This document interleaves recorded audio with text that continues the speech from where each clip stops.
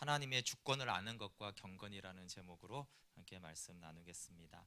이 첫 시간에는요, 네, 지난주부터 색깔이 이렇습니다. 네, 기독교 강요에 좀 설명을 했고, 지난주에 하나님에 관한 지식과 우리 자신에 관한 지식의 연결성을 좀 나누었습니다. 이 부분은 이제 기독교 강요만이 아니라 우리가 항상 하나님에 관한 지식과 우리 자신에 관한 지식을 우리가 좀 항상 기억하면 좋겠습니다. 네, 그래서 자신을 알지 못하고는 하나님을 알지 못한다. 네, 그래서 우리 자신에 관한 지식이 네.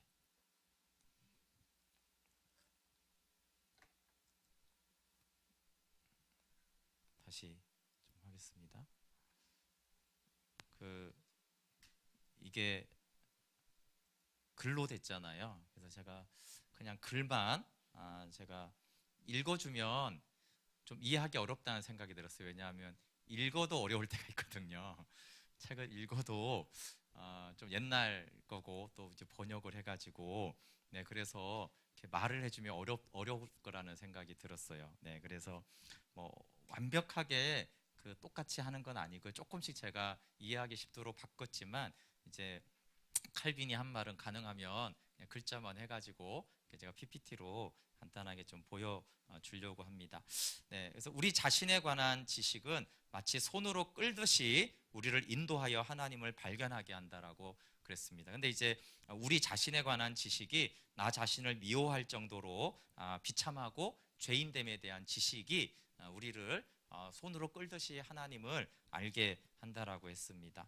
네, 그리고 하나님을 알지 못하고는 자신을 알지 못한다고 했습니다. 하나님을 아는 지식으로 나의 불의, 더러움, 어리석음, 불결함을 스스로 알기 전에는 우리는 항상 자신을 의롭고 바르고 현명하고 거룩하다고 생각한다. 네, 이 말씀이 그렇구나 이렇게 돼야 됩니다. 아닌데 나는 항상 나를 나쁘다고 생각하는데, 그러면 속는다고 그랬죠. 물론 그런 생각을 갖고 있어요. 근데 마음속에 뭐가 있냐라는 거예요. 그렇죠? 정말로 우리가 내가 불의하고 더럽고 어리석고 불결하다고 생각하면 어떻게 한다고요? 절대로 내가 옳다고 싸우지 않는다고 그랬죠.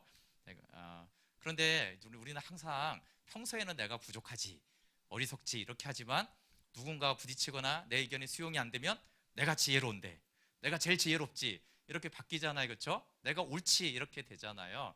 그래서 물론 인간은 항상 두 가지 면이 있잖아요. 그렇죠? 그런데 정말로 인간이 어떤 존재인지라고 했을 때 인간은 항상 자신을 의롭고 바르고 현명하고 거룩하다고 생각하고 있어요.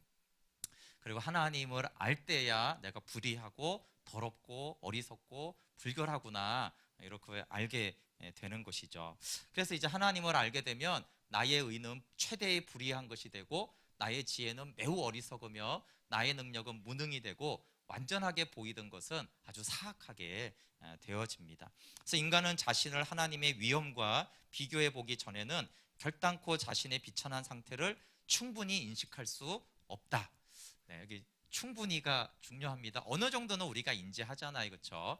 조금은 알죠. 그렇지만 성경에서 비참하다, 성경에서 죄인이라고 할 때는 그냥 우리가 그냥 이성으로 생각하는 내가 죄인이지 비참하지 그런 것들을 말하는 것이 아니라 하나님의 위엄 앞에서, 그분의 거룩 앞에서, 영광 앞에서 나를 인지하는 것들을 말합니다. 만약에 그렇지 않다라면 하나님을 알지 못하는 모든 사람들이 자동적으로 하나님을 알아야 되잖아요. 그렇죠? 회개할 거 아니에요. 그렇죠? 네, 그런 인식으로는 사실 회개하지 못하고 겸손해지지 못합니다. 그래서 우리가 내가 하나님을 아는 것에는 내가 계시로 하나님의 말씀을 통해서 알아지는 것도 있지만 또 똑같은 것이 뭐라고 그랬어요? 내가 정말 주고 마땅한 존재구나, 내가 정말 티끌과 재구나, 지옥에 가기 합당한 자구나 라는 것을 알았을 때가 바로 하나님을 알게 될 때와 동일하다라는 것입니다. 그래서 하나님의 말씀 앞에 우리가 설 때 항상 두 가지를 발견해야 된다고 그랬잖아요. 그렇죠? 하나는 우리의 비참함이에요. 근데 그 비참함은 하나님에 의한 또는 하나님의 말씀이 비춰주는 비천함을 말합니다. 그리고 또 하나는 하나님의 사랑, 그리고 그분의 영광입니다. 그분의 위엄이에요. 그래서 우리를 아는 지식과 하나님을 아는 지식이 우리가 말씀을 대하고 볼 때 예배할 때, 말씀을 들을 때, 묵상할 때 두 가지를 알아야 되는 것이죠. 그래서 나의 비참함과 하나님의 은혜를 드러내는 설교는 좋은 설교예요. 또 나의 비참함과 하나님의 은혜를 알게 되는 묵상은 좋은 묵상을 잘한 것이에요. 뭐 다른 것들이 말씀에 포함되어 있기는 합니다. 그렇지만 기본적으로 성경이 우리에게 소개하는 것은 우리의 비참함과 하나님의 은혜를 계속적으로 알게 하는 것입니다. 그래서 제가 이제 나눌 때도 이 두 가지를 나누면 좋다고 그랬죠. 비참함만 나누고 끝난다거나 하나님의 영광만 말하고 마치면은 그게 생명이 되지 않아요. 그래서 말씀 앞에 드러난 나의 비참함과 그런 나를 은혜로 대하시는 인자와 성실로 하나님은 이렇게 저에게 말씀하셨거나 대하셨습니다라고 했을 때 그것이 이제 생명이 되어지거든요. 네, 오늘은 하나님의 주권을 아는 것과 경건에 대해서 나누려고 하는데요. 2장의 제목이 하나님을 안다는 것은 무엇이며 이 지식의 목적은 무엇인가예요. 그러면서 이제 경건은 하나님에 관한 지식의 필수 조건이다라는 제목을 나눕니다. 아까 지난 1장에서 나눈 것이 전제지만 이제 경건이 하나님에 관한 지식의 필수 조건이라는 거예요. 하나님을 아는 것은 하나님의 영광에도 유익하지만 우리에게도 큰 도움이 되는데 우리의 경건에 큰 도움이 됩니다. 그리고 하나님을 알기 위해서는 경건이 필수적이라는 거예요. 여기서 경건은 하나님에 대한 경외와 사랑이 함께 있는 것입니다. 하나님의 사랑과 경외가 함께 있는 것, 이 두 가지 너무 중요하죠. 우리가 하나님을 안다라고 했을 때 보통 많이 이렇게 나누어지죠. 어떤 사람은 하나님을 너무 두려운 분으로만 생각하는 경우가 있어요. 그렇죠? 항상 하나님이 나를 언제 버리시나, 언제 하나님 나를 책망하시나, 나는 정말 안 되는 존재인가? 이게 하나님을 두려워하는 쪽으로 하나님을 알기 때문에 그렇고요. 또 한쪽은 사랑에 대해서 그렇죠. 하나님이 모든 것을 다 용납해 주시고 언제나 나를 기뻐하시지. 그래서 이제 하나님을 좀 만만하게 보는 거잖아요. 그렇죠? 묵상 안 해도 괜찮아. 예배 지각해도 하나님 나를 언제나 사랑하시지. 이렇게 이제 하나님은 나를 사랑하셔. 이렇게만 생각하는 거예요. 근데 경건은 사랑과 두려움, 경외는 두려워한다라는 뜻이잖아요. 그렇죠? 경외와 사랑이 함께 할 때 그것을 경건이라고 하지, 그 중에 하나만 알 때 그것은 경건하지 않다라고 말하는 거예요. 그래서 하나님의 무한한 사랑이야 라고 하고 하나님을 경외하지 않는 사람은 경건하지 않다라고 말하는 거예요. 그리고 하나님을 너무너무 두려워하는데 그래서 막 다 지키고 뭐 하나님 하라고 한 거는 다 하는데 하나님의 사랑을 알지 못해요. 그럼 경건하지 않은 것이에요. 그래서 왜냐하면 경건이라는 단어가 자주 나오는데 경건을 보통은 우리가 좀 이렇게 율법을 다 지키는 거라고 생각할 수 있잖아요. 그렇죠? 경외 쪽이죠. 경외. 하나님이 두려우면 11조도 해야 되고 예배도 드려야 되고 성경도 읽어야 될 거 아니에요. 그렇죠? 뭘 해라, 뭘 사랑해라 그러면 그걸 해야 되잖아요. 두려우니까.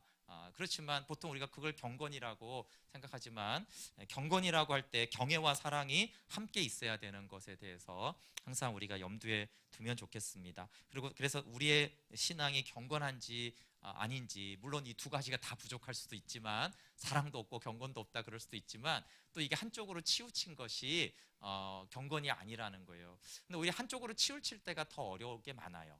왜냐하면 막 사랑이 감격하는 사람은 자기가 경건하다고 생각하고 막 두려워서 모든 것을 지키는 사람은 경건하다고 착각을 하기 때문에 근데 이 두 가지가 같이 있을 때 경건하다 이렇게 말하는 것입니다. 근데 여기서 이제 왜 이 경건이 더 중요하냐면 하나님을 알기 위한 필수 조건이 경건이라는 거예요. 우리가 보통 생각할 때 하나님을 알기 위해서는 이렇게 기도회를 나와야지, 기독교 강요를 들어야지, 이렇게 또 묵상을 해야지, 성경을 많이 읽어야지, 이게 하나님을 알기 위한 거라고 생각하잖아요. 틀리지 않습니다. 그런데 칼빈이 말하는 건 이것이에요. 그 이전에 경건이 있어야 된다는 거예요.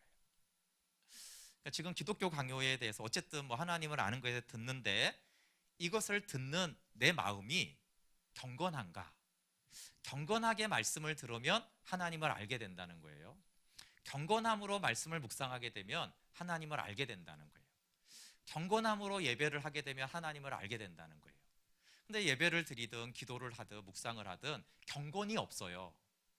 하나님을 경외하거나 사랑하지 않은 채로 내가 말씀을 묵상하든 성경을 읽든 기도를 하든 그것은 하나님을 알지 못한다라는 뜻이에요. 그래서 경건이 하나님을 아는 필수 조건이다. 뭐 옆에 조건이 아니라 아주 필수 조건이 경건이다라고 하는 것이죠.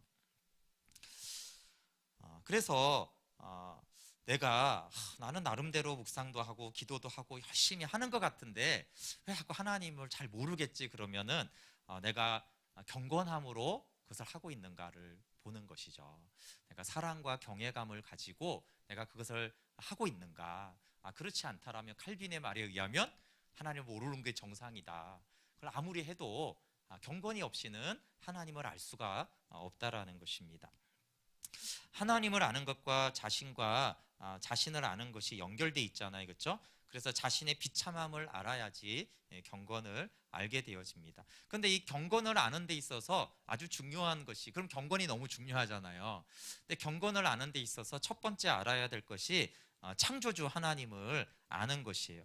하나님의 주권을 인정하지 않고는 또 하나님을 알 수 없다. 그래서 경건한 자가 되는 데 있어서 하나님의 주권을 아는 것은 너무나 중요합니다. 여기서 이제 창조주 하나님을 아는 것에 대해서 우리가 좀 더 많이 주목하면 좋겠어요. 왜냐하면 제가 이 부분을 좀 볼 때 제가 이제 교회 안에서 이제 복음을 전하고 생명을 전했지만 이렇게 많이 나누지 못한 것이 창조주 하나님에 대한 것이구나. 창조주 하나님을 아는 것에 대해서 많이 나누지 못했는데, 칼빈이 이제 1권 전체가 주제가 창조주 하나님을 아는 것이거든요. 근데 이 창조주 하나님을 아는 것이 경건에 너무너무 중요한 요소입니다. 여기서 창조주 하나님을 안다라는 것은 하나님이 권능으로 우리를 붙들어 주시며 섭리로 다스리시며 선하심으로 양육하시며 각종의 축복으로 우리를 채워주심을 알아야 한다. 그래서 우리가 두 가지로 우리가 하나님을 아는데요. 하나는 하나님을 아버지로 아는 것이에요. 그리고 하나는 창조주로 아는 것인데, 우리가 이제 그리스도 안에서 계시된 이 화목의 은혜를 받아들임으로 우리가 하나님을 아버지로 아는 것이에요. 그런데 이제 먼저 하나님은 자신을 창조주로 나타내시고 그 다음에 구속주로 나타냈다라는 것이에요. 그래서 이것을 이제 하나님에 관한 이중 인식이라고 하는데, 하나는 창조주요 구속자라는 것이에요. 근데 이 창조주 하나님을 아는 것이 너무 중요하다. 그리고 먼저 아는 것이 또한 중요하다, 이렇게 말을 합니다. 창조주 하나님의 주권을 인정하지 않고는 하나님을 알기가 어렵기 때문이죠. 여러분, 우리의 마음이 하나님을 경외하지 않고는 하나님을 이해할 수가 없습니다. 네, 여기 한번 하나님께서 두 번째 줄 한번 읽어보실래요? 시작. 하나님께서 모든 선의 근원이시며 그분 밖에서는 아무것도 찾아서는 안 된다는 것을 확신하지 않는 한 단순히 하나님을 경외와 찬양의 대상으로 주장하는 것은 충분하지 못하다. 네, 2번 계속 읽어볼게요. 즉 창조주 하나님이 우주를 무한한 권능으로 유지하시며 지혜로 그것을 다스리시며 선으로 보존하시며 특히 인류를 의와 심판으로 지배하시며 자비로 참으시며 보호하심으로 지켜주실 뿐만 아니라 지혜, 빛, 의, 권능, 공의, 참된 진리 등 그 어느 것 하나도 하나님으로부터 흘러나오지 않은 것이 없으며 하나님을 그 원인으로 하지 않은 것이 없다는 것을 먼저 확신해야 한다. 네, 이 하나님 밖에서는 어떠한 것도 찾아서는 안 된다라는 것이 이것이 구원자 하나님하고 좀 분리되는 거예요, 사실은. 그러니까 모든 것이 하나님으로부터 온다라는 것은 창조주 하나님이 하시는 거잖아요, 그렇죠? 그래서 여기서 우주 그리고 우리를 다스리는 것, 또 의와 심판으로 지배하시고 자비하시고 이 모든 것, 어느 것 하나도 빠지지 않고 하나님으로부터 흘러나오지 않는 것이 없고 그분을 원인으로 하지 않는 것이 없다라는 것이 창조주 하나님을 알므로 오는 지식이고, 또 창조주 하나님을 알게 될 때 우리가 이것을 알게 된다라는 것이에요. 이게 구원자 하나님하고 어떻게 이제 구분이 되겠어요? 우리가 창조주 하나님을 좀 가정에서 잘 몰라요. 창조자 하나님을 정말 잘 몰라요. 그리고 우리가 구원자 하나님을 알잖아요, 그렇죠? 그러면 이렇게 이제 극단적으로 될 수 있어요. 구원은 죄 사함은 천국 가는 것은 영생은 하나님께 없고 나머지 돈이나 가족이나 사회나 이 자연은 그냥 있는 거지. 심지어 저 사장이 아니면 저 대통령이 어떤 사람이 부터 오는 거지라고 믿게 되겠죠. 그러면 이제 신앙생활이 어떻게 되겠어요? 외식하게 되겠죠. 당연히 완전히 삶과 신앙이 분리가 되잖아요. 그렇죠? 네, 그래서 우리가 늘 자주 말하는 문제, 왜 우리가 신앙 안에서는 좀 하나님을 사랑하는 것 같고 괜찮은 것 같은데 왜 세상에 나가면은 왜 내 삶이 믿는 자로 잘 안 되는가라고 했을 때 그걸 자꾸 구원자 하나님에게만 찾아서는 안 된다는 거예요. 물론 그 부분이 있습니다. 우리 안에 그리스도가 온전히 사실 때 사실 우리는 어디서나 주님을 드러내잖아요. 그렇죠? 근데 여기서 창조주 하나님을 우리가 배제한 상태에서 그렇게 하기가 너무 어렵다는 것이에요. 그래서 창조주 하나님으로부터 모든 것이 오잖아요. 그렇죠? 여기는 뭐 지혜, 빛, 의, 권능, 공의, 회사, 사람, 땅, 나무, 그렇죠? 사람, 정치, 경제 모든 것이 다 하나님으로부터 와요. 그러면 그곳이 내가 있는 곳이 어디예요? 지금 하나님의 주권과 창조주 하나님의 통치가 있는 곳이잖아요. 저 사장이, 저 정치인이, 저 돈이 아니라 모든 것은 하나님으로부터 공급되고 오고 있기 때문에 보이는 것만이 아니에요. 어떤 것도 포함되죠? 정서, 기쁨, 만족, 행복, 평안, 이게 어디서 오는가? 돈에서 기쁨이 오나? 아니면 어떤 사람이 나를 인정해주면 내가 기쁨과 만족이 되나? 그게 아니라는 거예요. 그 만족과 평안, 기쁨, 모든 우리가 느끼는 감정적인 정서들이 다 하나님께로부터 온다는 것이에요. 그러니까 이 주권의식, 창조주 하나님을 알게 됐을 때 어느 곳을 가든지 하나님을 경외하게 되는 것이기 때문에 그래요. 물론 이게 극단적으로 나눠지지 않아요. 그렇죠? 창조주 하나님을 아니실까 구원자 하나님 지식이 극단적으로 나눠지지 않지만 우리가 창조주 하나님을 알지 못하고 구원받은 은혜로만 완전히 모든 곳에서 모든 하나님의 뜻대로만 살기가 매우 어렵다는 것이에요. 그래서 칼빈이 먼저 이 창조주 하나님이 어떤 분이시고 그분이 어떻게 이 세상과 우리를 완전히 주권적으로 다스리고 모든 것은 그분으로부터 온다라는 창조주 하나님을 아는 것이 경건에 너무나 중요하다는 것이에요. 물론 뭐 교회 안에서도 마찬가지죠. 그래서 우리 7번 계속 한번 읽어볼게요. 시작. 그러므로 우리는 이 모든 것을 그에게서 기대하며 그에게서 찾으며 이미 받은 것들을 감사하는 마음으로 그에게 돌리기를 배워야 한다. 이 모든 것들을 그에게서 기대하고 하나님에게서 기대해야 된다는 거예요. 지혜를, 평안을, 행복을. 근데 우리가 이제 창조주 하나님을 모르면 다른 데서 기대하죠. 저 사람에게서, 저 단체에서 우리가 그걸 자꾸 기대한다라는 것이에요. 하나님에게 기대해야 되고 하나님에게 찾아야 되고 그리고 그것이 주어졌을 때 어떻게 해요? 하나님으로부터 왔기 때문에 하나님께 돌려드리는 그 우리가 이제 영광을 돌린다라고 말하는 것이죠. 이것이 이제 창조주 하나님을 아는 참된 지식으로부터 형성되는 경건한 신앙이라는 것이에요.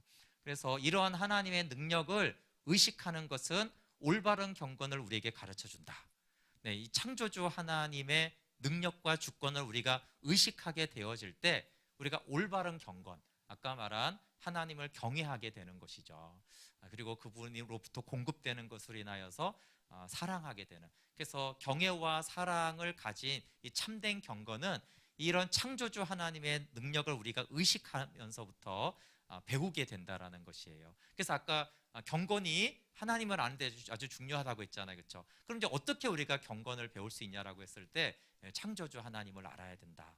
그게 그냥 과거에 창조했고 끝나는 하나님이 아니고 그 하나님이 지금도 모든 것을 운행하시고 주시고 주관하시고 공급하시는 또 영광을 받으시는 그 창조주 하나님을 알 때 우리의 신앙생활의 경건이 여기 가르쳐진다라고 했으니까 경건도 잘하는 것이죠. 그렇죠? 계속적으로 우리의 경건이 우리의 신앙과 삶에 자라게 되어지고 그 경건이 자라면 또 어떻게 돼요? 하나님을 또 알게 된다고 했잖아요. 그렇죠? 그런 경건함으로 주권자 하나님, 창조주 하나님을 의식하는 마음으로 우리가 말씀을 대하고 예배를 하고 기도할 때 그때 이제 우리가 하나님을 알게 되어지고 하나님과의 사귐에 참여하게 되어집니다.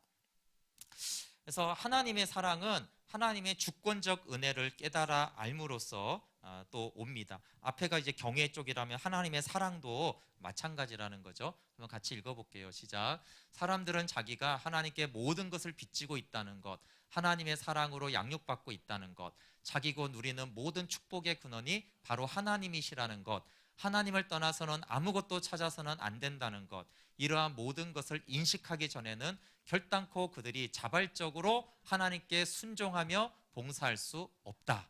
네. 그러니까 이 영역에 대한 지식이요, 구속자 하나님을 아는 것보다는 창조주 하나님을 아는 것으로 온다라는 것이에요. 네.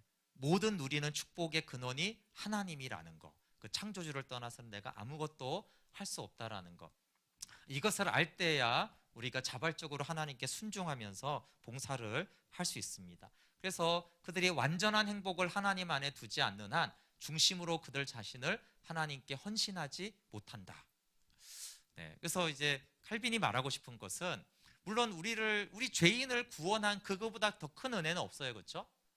그렇지만 창조주 하나님을 알지 못하면은 우리는 중심으로 그분 앞에 사실은 헌신할 수가 없고 봉사하고 헌신할 수가 없다는 것이에요.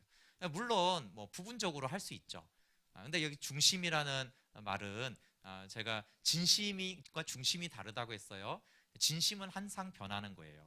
그러나 중심으로 하나님을 섬기는 것은 언제나 변하지 않고 하나님께 헌신하는 것입니다.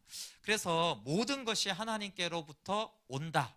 이것이 창조주와 하나님을 아는 지식으로 살아가는 그리스도인의 신앙 고백이고 삶입니다. 그래서 하나님 없이는 존재도 불가능하고 행복도 불가능하고 만족도 불가능하다는 것이에요. 왜냐하면 창조주 하나님 없이 존재할 수 없잖아요, 그렇죠? 그리고 창조주 하나님이 아까 말한 거 보이는 물질 세계만이 아니라 보이지 않는 영적인 세계, 그리고 우리의 모든 인격의 세계, 정서의 세계, 지식의 세계를 다 그분이 창조했잖아요. 그러니까 모든 것이 다 그분으로부터 오는 것이죠. 그래서 그분이 행복의 창조자예요, 그렇죠? 그래서 행복은 어디에서 찾을 수 있냐면 하나님 안에서만 행복할 수가 있는 것이에요. 그래서 행복은 창조주 하나님으로부터만 올 수 있고 그분에게서만 나는 찾을 수 있다라고 하는 것이에요. 그것이 없으면 하나님이 아닌 다른 곳에서 자꾸 행복을 찾게 되는 것이죠. 그리고 다른 곳에서 행복을 찾는 이상 사실은 전부를 하나님께 드릴 수도 없고 드리지도 않는다라는 것이에요. 말로는 하나님께 드리지만 내가 행복을 다른 데서 찾고 있는데 우리는 행복을 찾는 쪽에다 마음을 드리게 되어 있잖아요. 거기 헌신할 수밖에 없거든요. 그래서 하나님으로부터만 행복이 있고 그분으로부터 모든 것이 온다라는 것. 그래서 이 하나님이 이제 그러면 모든 것이 하나님으로부터 온다라는 것을 우리 가운데 가르쳐 주실 때 그것이 하나님의 주권을 안다라는 것이에요. 하나님은 계속 우리에게 하나님의 주권을 가르치십니다. 그것이 우리 편에서는 어떤 지식이 돼요? 여기 1번에 있는 지식이다. 하나님의 주권을 할 때 우리가 빚지고 있다는 걸 알아요. 하나님께 내가 빚지고 있었다 이렇게 생각을 하나요? 근데 하나님의 주권을 알게 되어지면 내가 하나님께 빚지고 있지, 하나님께 양육받고 있지 이렇게 알게 되어지는 것입니다. 내가 아무것도 아님을 알려주세요, 하나님이. 그래서 하나님의 사랑을 알게 하여서 완전한 행복을 하나님 안에 두게 되죠. 하나님 안에서만 행복하고 만족하고 평안할 수가 있다라는 결론을 내리게 되어집니다. 그래서 이 하나님의 주권, 하나님의 창조주 하나님은 이제 큰 그림이고요. 그 창조주 하나님의 주권을 알게 될 때 우리는 올바른 경건, 이 올바르다라는 말을 붙인 이유가 있어요. 아까 경건이지 않은 잘못된 경건이 있다고 했잖아요, 그렇죠? 그래서 올바른 경건을 가지게 되고 그러면 하나님을 더 알게 되어지죠. 이런 선순환으로 하나님을 아는 지식이 우리 가운데 계속 자라게 됩니다. 하나님에 관한 지식은 신뢰와 경외를 포함한다. 네, 여기서 좀 지나가는 말이지만 하나님은 과연 어떤 분이신가 이런 질문을 제기하는 사람은 다만 헛된 사변으로 장난하고 있을 뿐이다. 네, 이 말은 이해 가시죠? 네, 진지한 질문을 말하는 게 아니고요. 그냥 사색을 하려는 사람들은 쓸데없는 짓을 하는 것이다라는 거예요. 뭐 하나님을 이렇게 말할 때 그냥 흥미거리로 지식적 만족으로 지적 사변을 위해서 하나님을 알려고 하지 말라는 것입니다. 이보다는 하나님의 본성이 무엇인가, 하나님의 본성과 일치된 것이 무엇인가를 아는 것이 더 중요하다. 이 말은 하나님의 뜻을 알아서 순종하려는 태도가 중요하다는 거예요. 그냥 하나님은 어떤 분이시지? 그걸 지적으로 아는 것은 전혀 중요하지 않고 하나님의 본성을 알아서 그분의 본성에 내가 순종하려는 태도로 하나님을 알아야 된다라는 것입니다. 피조물된 인간은 창조주의 명령에 복종해야 한다. 이것은 창조주의 권리다라는 거예요. 우리가 순종을 생각했을 때 두 가지 이제 나중에 이제 구원자 하나님에서 다룰 텐데요. 구원자 하나님도 우리가 순종해서 마땅한 분이세요. 그런데 창조주는 마땅히 순종을 받을 권리가 있다라는 거예요. 피조물에게. 그래서 창조주 하나님을 알수록 하나님에게 대한 순종이 자연스러워지는 것이에요. 그래서 왜냐하면 그것이 너무나 하나님의 창조주의 권리고 피조물이 마땅히 해야 될 일은 창조주에게 순종하는 것입니다. 생명을 하나님께 받았고 자신의 계획과 일은 전적으로 하나님께 바쳐져야 한다는 것을 인식하지 못한다면 하나님에 대한 생각이 마음을 점령할 수 없다. 하나님에 대해서 우리가 마음이 가득하고 내 안에 하나님이 가득하기를 원하잖아요. 그렇죠? 그러려면 이 앞에 생명을 내가 받았고, 여기서 생명은 그 하나님의 생명을 말하는 게 아니에요. 그냥 내가 생명, 그냥 존재 자체가 그분에게서 받았고 나의 모든 계획과 일은 전적으로 하나님께 받기에 합당한 창조주 하나님이라는 거예요. 그 하나님을 우리가 인식하게 될 때 하나님에 대한 생각이 마음에 가득 찹니다. 하나님이 창조주이시고 그의 은혜가 사실이라면 인간의 생활이 하나님을 섬기는데 받쳐지지 않는 것은 확실히 극도로 부패해져 있는 것이다. 그분이 창조주이시고 그런 창조주가 나를 은혜로 여기에 있게 하신 것을 안다라면 어떻게 우리의 생활이 그분을 섬기는데 받쳐져야 하는 것이 너무 당연하다라는 것이에요. 그런데도 불구하고 내 삶을 하나님께 바치지 않는 것은 인간이 너무나 부패하고 타락했기 때문에 그런 거라는 거죠. 하나님께서 모든 선의 근원이며 원천이라는 사실을 인식하지 못한다면 아무도 하나님을 분명하게 바라볼 수 없다. 하나님께서 모든 선의 근원이며 원천이다. 우리가 주님이 하셨습니다라고 말하는 이유죠. 그러면서 인간의 부패성이 그의 마음을 유혹하여 하나님을 찾지 못하게 하지 않는 한 하나님께 매달리고자 하는 욕망과 하나님에 대한 신뢰가 일어나지 않을 수 없다. 이 말은 인간이 부패했기 때문에 하나님을 찾고 영광을 안 돌리잖아요. 그렇죠? 그러나 만약에 인간이 부패하지 않았다면 창조주 하나님을 찾고 그분을 사랑하는 것은 너무 자연스럽다는 것이에요. 근데 우리는 구원받은 자이기 때문에 예수 그리스도의 보혈로 우리의 부패한 마음이 새롭게 되어지면 하나님을 사랑하고 신뢰하는 것은 자동으로 된다라는 것을 말을 해요. 경건에 대해서 되게 이제 중요하게 다룬다고 그랬죠. 경건한 마음 한번 같이 읽어볼게요. 시작. 처음부터 오직 한 분이시며 참되신 하나님을 깊이 생각한다. 그리고 하나님께서 자신을 계시하신 그대로를 믿는 것으로 만족한다. 이것이 경건한 마음의 정상적인 상태라는 것이에요. 처음부터 하나님은 한 분이시고 참되신 하나님을 생각해요. 당연하지 않습니다. 사람들은 참되신 하나님을 알려고 하지 않고 내가 원하는 하나님을 알려고 해요. 그렇죠? 그래서 내가 하나님 상을 만들잖아요. 그리고 그 하나님을 알려고 한다라는, 그래서 부가 설명인데 하나님께서 자신을 계시하신 그대로를 믿는 것으로 만족한다는 거예요. 여러분, 이것은 쉬운 일이 아닙니다. 그럼 하나님을 계시하는 대로 나는 아는 걸 너무나 만족한다. 그럼 굉장히 경건한 거예요. 이 마음이 정말 부드럽고 가난한 마음이죠. 사람들은 계시하시는 하나님이 아니라 내가 원하는 하나님을 알고 싶어 한단 말이에요. 여러분은 못 느끼시나요? 저는 설교자라서 많이 느끼는데 사람들이 원하지 않는 하나님이 있어요. 그래서 뭐 티는 안 내지만 안 좋아해요.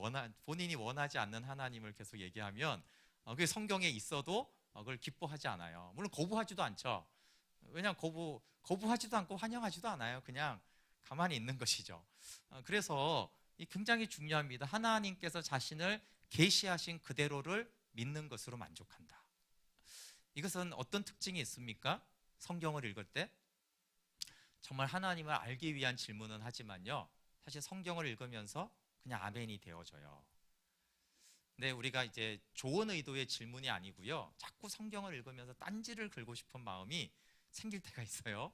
왜 그래요? 계시하시는 하나님을 알고 싶지 않아요. 근데 계시가 그렇게 쓰여 있잖아요. 그럼 내가 이해를 하니까 이 불편하면은 자꾸 이렇게 딴지 그는 질문, 정말 순종하기 위해서 그걸 질문하는 게 아니고요, 왜 이렇지 하나님은 이렇게 자꾸 그 계시하는 하나님을 알지 못하는 거예요. 근데 이것은 뭐 부패한 인간의 자연스러운 모습이지만 경건이 이루어지면, 창조주 하나님을 알게 되어지면 계시하신 하나님으로 만족한다는 거예요. 성경이 말하는 바로 충분한 것이죠. 내 기존 개념하고 상관없습니다. 그래서 그는 하나님이 만물을 통치하심을 알고 하나님이 모든 축복의 상시자이심을 압니다. 그렇게 되어지면 이제 2번이 되어지거든요. 같이 읽어볼게요. 시작. 고통스러울 때나 궁핍할 때에는 즉시 하나님께 나아가서 그의 보호를 구하며 그의 도우심을 기대한다. 하나님의 사랑으로 재난에 대한 구제책을 마련해 주시는 분임을 조금도 의심하지 않는다. 네, 고통스러울 때나 궁핍할 때도 즉시 하나님께 나아가고 또 그의 도우심을 기대합니다. 3번 읽어볼게요. 시작. 그는 하나님을 주요 아버지로 인정하기에 모든 일에 하나님의 권위에 복종하며 그의 위엄을 경외하며 그의 영광을 나타내기를 힘쓰며 그의 계명에 순종하는 것이 옳다고 생각한다. 네, 이것이 하나님을 창조주로 알 때 우리 가운데 자연스럽게 나타나는 것이에요. 의외로 하나님께 순종하는 것이 당연하다라고 생각해야 되는데, 사실은 하나님께, 여러분 우리가 하나님께 이 말씀에 순종합시다, 그게 뭐 아무 문제가 없이 다들 100% 아멘입니다. 그러면 뭐 설교가 너무 간단하잖아요. 그럼 제 설교가 반으로 줄을 것 같은데, 시간이. 사실은 그거 하는 거 아니에요, 그렇죠? 우리가 이 말씀을 순종해야겠습니까? 예, 뭐 지난번에 말하면은 우리가 수르바벨 성전을 지어야 돼요. 여러분, 우리 상황이 안 돼도, 조건이 안 돼도 그러니까 수르바벨 성전을 지읍시다. 네, 제가 5분 했는데 전적으로 100%다 아멘이 됐어요. 그럼 여러분 손을 들고 우리가 다 100% 수르바벨 성전을 짓고 상황과 조건이 안 돼도 매일 말씀 앞에 나가기로 했으니까 설교를 그만해도 되겠습니다. 이렇게 해도 되죠. 그냥 이미 다 순종이 이미 결정이 됐는데 거기서 계속 이렇게 말할 이유는 없잖아요, 그렇죠? 근데 창조주 하나님을 알게 될 때 순종이 옳다라는 것을 알게 되는 거예요. 이제 지적인 얘기를 하는 게 아니죠.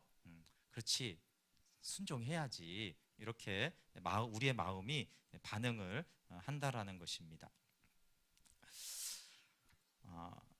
경건한 마음.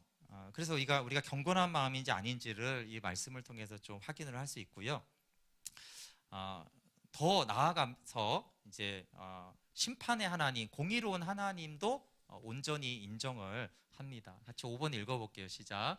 그는 하나님을 공의로우신 심판장으로 알기에 항상 심판석이 자기 눈앞에 있는 것처럼 행동하며 그를 두려워하여 하나님의 진노가 일어나지 않도록 자신을 억제한다. 하나님께서 경건한 자를 축복하듯 사악한 자를 벌하시는 그분을 사랑한다. 왜냐하면 경건한 자에게 영생을 상급으로 주고 사악한 자를 벌하심이 다 하나님의 영광에 속한다고 믿는다.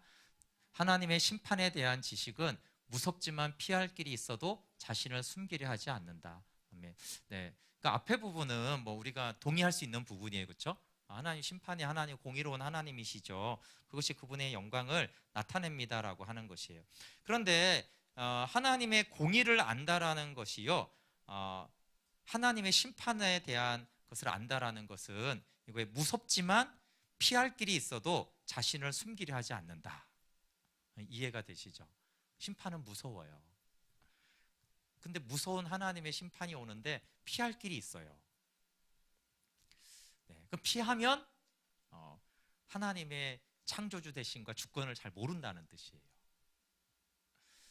비록 두렵고 무섭지만 피할 길이 있어도 피하지 않고 하나님의 심판을 받아들이는 거죠. 왜 그래요? 하나님이 공의로 심판하는 것이 그분을 사랑했으니까.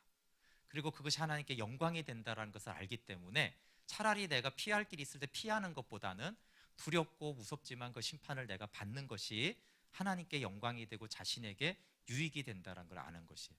그것이 하나님의 주권을 안다라는 뜻이에요. 하나님이 주권은 힘만을 말하는 것이 아니라 그분의 주권적인 통치가 선하시다라는 것을 아는 거예요. 근데 우리는 심판은 두렵죠.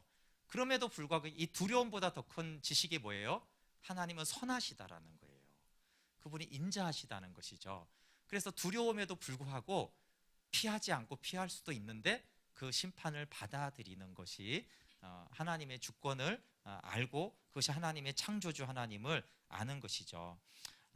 자신이 포함된다고 해도, 그리고 심판하시는 하나님을 여전히 사랑하는 것이에요. 그리고 죄를 억제하는 이유도 심판만이 아니라 하나님을 사랑하고 경외하기 때문입니다. 만약에 지옥이 없다라고 해도 하나님을 배반하는 생각이 있을 수가 없다라는 것이죠. 그러면서 순수하고 참된 신앙에 대해서 하나님에 대한 엄숙한 두려움과 결합된 신앙이다. 그래서 이 두려움은 자발적인 경외와 말씀대로 정당한 예배를 드리는 것을 뜻한다. 이건 뭐 너무나 당연하지만 실제로 그때도 지금이나 다 똑같은 것 같아요. 대부분은 아무 뜻 없이 하나님을 경배하고 극소수만 진심으로 그를 경외한다. 의식이 허식으로 흐르는 곳마다 마음의 진실성을 찾아보기는 매우 힘들다. 그러니까 말하고 싶은 것은 행함이 없는 마음만 있다는 하나님 경외 가짜라는 거예요. 그리고 또 경외는 없이 행함으로 의식을 드리고 예배 드리고 이런 것들이 그게 너무 헛되다라는 것을 말하는 것이에요.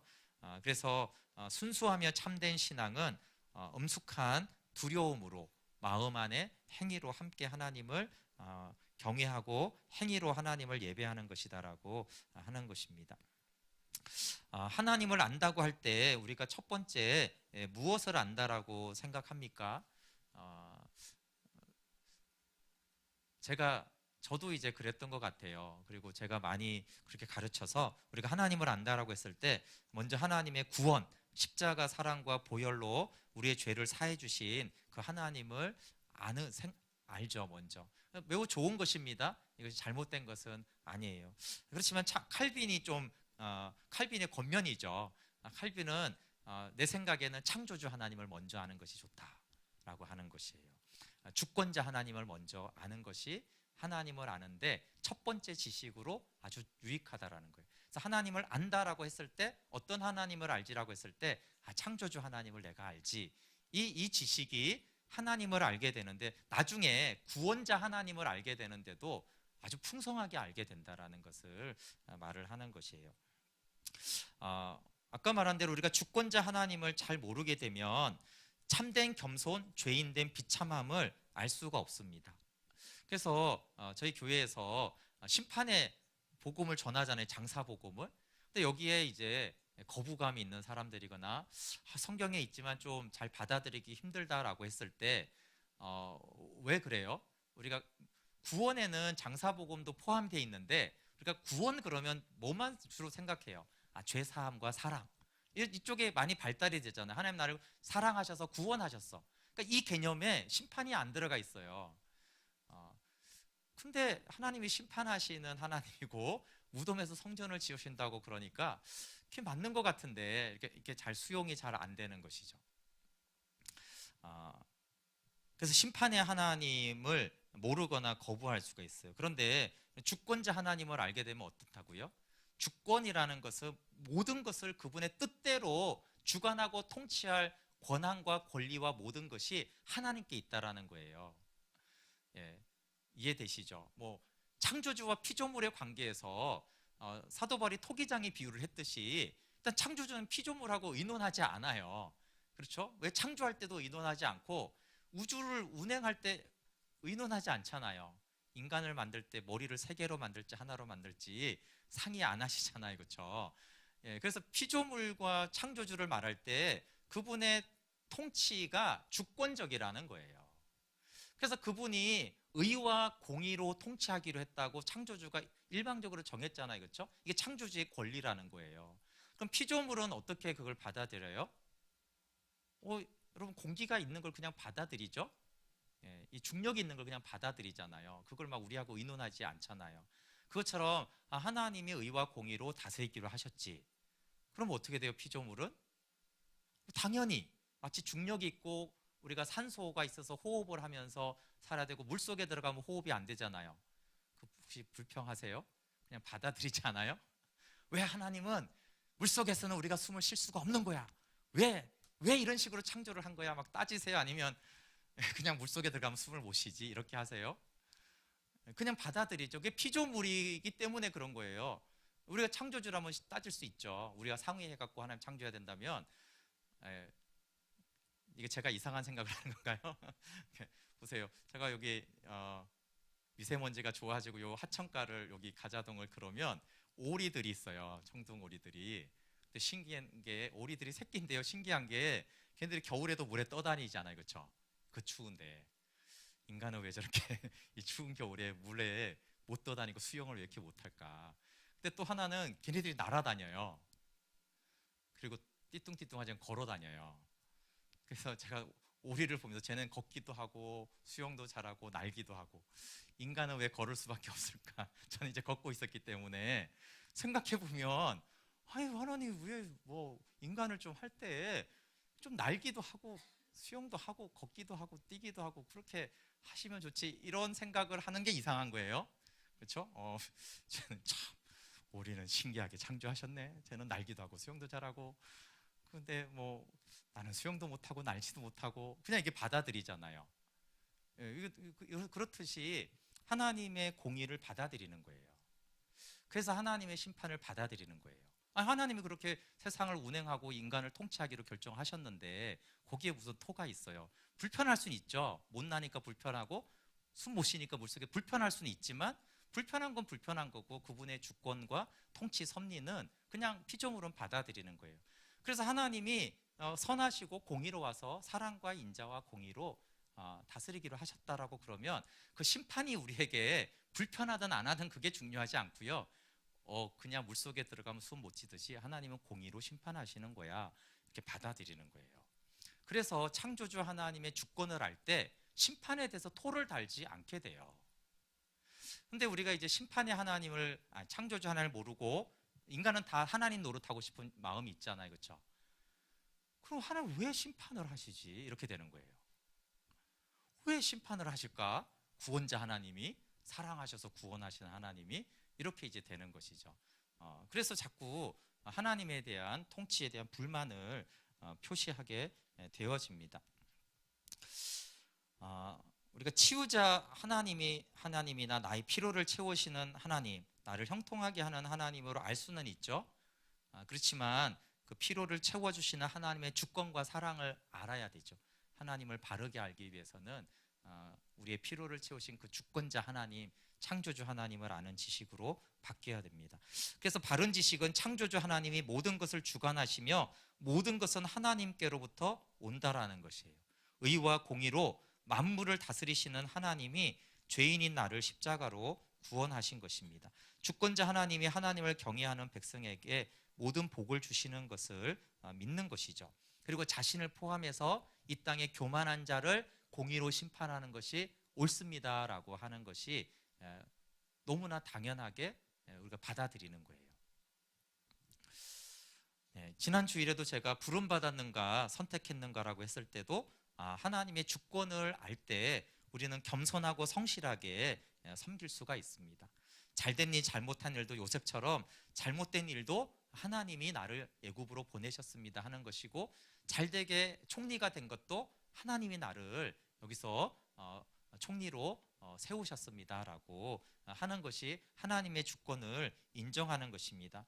그리고 하나님의 주권을 인정할 때 우리가 현재 있는 일을 요셉처럼 대하는 게 달라져요. 여러분 너무 답답하고 힘든 일이 있잖아요. 그렇죠? 너무 답답하고 힘든 일이 있어요. 그게 교회든 가족이든 건강이든 그래서 주권을 믿는 자는 우리를 사랑하시는 하나님을 믿음으로 기도합니다. 기도는 누가 하냐면 겸손한 자가 하는 것이에요. 그래서 주권을 믿는 자는 겸손하기 때문에 기도를 합니다.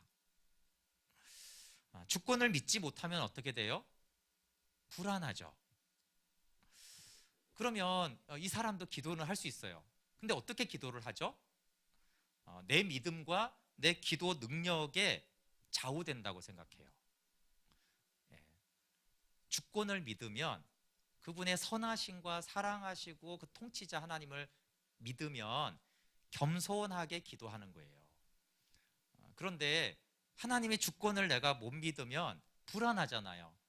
그러면 우리가 자꾸 어디에 의존하냐면 내 믿음이 얼마나 강한가, 내가 얼마나 집중된 어떤 기도를 하는 것인가에 자꾸 초점이 맞춰져요. 이게 오류를 만들 수 있다고요. 그렇죠? 그분의 주권과 선하심과 사랑을 믿는 게 아니고 그게 불안하니까 내 쪽에 뭔가를 강화해야 된다라는 것이에요. 주권을 믿을 때 방치하는 게 아니에요. 그 주권을 믿을 때 그 선하신 분을 우리가 믿기 때문에 겸손하게 피조물의 자세로 가는 것이에요. 제가 좀 주일이든지 금요일이든지 좀 나누고 싶은데 앤드류 무레이의 겸손이라는 책에서 제가 조금 이해하지 못했던 것이 예전에 있었어요. 앤드류 무레이가 겸손할 세 가지 이유가 있다고 하는데, 첫 번째가 피조물된 겸손이고, 두 번째가 우리가 죄인이기 때문에 겸손해야 되고, 세 번째가 하나님이 우리를 성도로 삼아줬기 때문에 겸손해야 된다. 그러니까 두 개는 잘 이해가 됐어요. 우리가 죄인이니까 겸손해야 되고, 그렇죠? 그런 우리를 성도 삼아 주셨으니까 겸손해야 되는데, 피조물의 겸손을 알아야 된다는 거예요. 근데 제가 이제 이 부분을 계속 좀 묵상하면서 앤드류 모레이가 이 얘기를 한 거구나. 창조주를 알게 되면, 그리고 내가 피조물이라는 인식이 들어오면요, 겸손이 되어져요. 근데 이것이 첫 번째 겸손이에요. 근데 이 겸손한 자는 기도하는 자예요. 하나님을 의지하는 자예요. 하나님 믿는 것을 말해요. 경건한 자가 되는 것이에요. 그래서 우리가 오늘 한밤의 기도가 기도회잖아요. 기도는 다 좋은 것이에요. 그렇지만 내가 너무 불안해서, 사실 그거는 모든 종교의 어떤 기도적인 요소가 있잖아요. 그 모든 종교의 기도는 사실 불안해서 하는 거예요. 내 쪽에 어떤 것이 강화가 돼야 되죠. 그게 뭐 믿음이든 뭐 상관없어요. 금식이든 내 쪽에 어떤 것으로 기도가 이루어지는 것이에요. 그런데 하나님의 주권을 믿음으로, 선하심을 믿음으로 기도하는 거하고 그게 다르다는 것을 말하는 것입니다. 또 이제 결과가 너무 잘 되고 있어요. 그러면 또 주권을 믿으면 어떻게 돼요? 그 잘 된 게 어디로부터 왔다고요? 하나님께로부터 왔잖아요. 그러니까 내 잘난 맛이 아니라 정말 주님이 하셨습니다. 그리고 주님께 감사하게 되어지죠. 모든 것이 주님께로 왔으니까. 그래서 너희 중에 고난 당하는 자가 있느냐? 그는 기도하죠. 고난 중에 하나님 주권을 믿기 때문에. 그리고 즐거워하는 자가 있느냐? 그는 찬양하죠. 즐거운 일이 생겼을 때 자기 만족이 아니라 하나님께 찬양과 감사를 드리는 거예요. 고난 당해도 믿음으로 기도하죠. 그분은 선하시니까, 그분이 주권자니까 기도하는 것입니다. 골로새서 1장 15절부터 17절 같이 한번 읽고 말씀 마무리할게. 같이 읽어볼게요. 시작. 그는 보이지 아니하는 하나님의 형상이시요 모든 피조물보다 먼저 나신 이시니 만물이 그에게서 창조되되 하늘과 땅에서 보이는 것들과 보이지 않는 것들과 혹은 왕권들이나 주권들이나 통치자들이나 권세자들이나 만물이 다 그로 말미암고 그를 위하여 창조되었고 또한 그가 만물보다 먼저 계시고 만물이 그 안에 함께 섰느니라. 여기 예수 그리스도를 말하는 것이에요. 예수님은 만물을 창조하셨고 만물이 그 안에 있습니다. 그래서 예수님이 없으면 만물이 없잖아요. 그렇죠? 예수님이 없으면 우주도 없고, 예수님이 없으면 교회도 없고 가족도 없고, 예수님이 없으면 행복도 만족도 없어요. 그래서 예수님 안에서 보이는 것과 보이지 않는 모든 것이 존재하게 되는 것이에요. 그래서 만물이 다 예수님을 위해서 창조되었다라고 말씀하십니다. 그래서 오늘 하루 예수님을 위하여 살 수 있을까? 그래서 말씀을 사랑하고 묵상하는 것이죠. 우리가 창조주 하나님을 잘 알면 좋겠어요. 여기 보면 만물이 그 안에 함께 섰느니라. 이 만물 안에 뭐가 있다고요? 보이는 우주 이런 것만이 아니라, 영의 세계만이 아니라 우리의 인격, 지정의가 다 그 예수님 안에 있어요. 그러니까 예수님 안에 밖에서는 뭐가 있어요? 아무것도 없다는 거예요. 거기 하나님 안 믿고도 사람들이 행복하잖아요. 근데 그 행복은 헛된 거라고요. 예수님 안에서만 평안이 있고 행복이 있고, 그래서 좀 구분하잖아요, 그렇죠? 하나님이 주시는 기쁨은 예수 그리스도 안에만 있어요. 예수님 밖에는 다 그냥 지나가고 헛되고 공허한 것들은 있고 잠깐 우리를 만족시키는 것들은 있지만 진짜 평안도 기쁨도 행복도 만족도 관계도 사랑도 부와 명예도 권위도 아무것도 없다라는 것이에요. 왜냐하면 만물이 예수님 안에만 있으니까 그렇다는 거죠. 그래서 창조주 하나님, 창조주 예수님을 아는 지식이 성령으로 계시되어지기를 좀 기도하면 좋겠습니다. 함께 같이 기도할게요.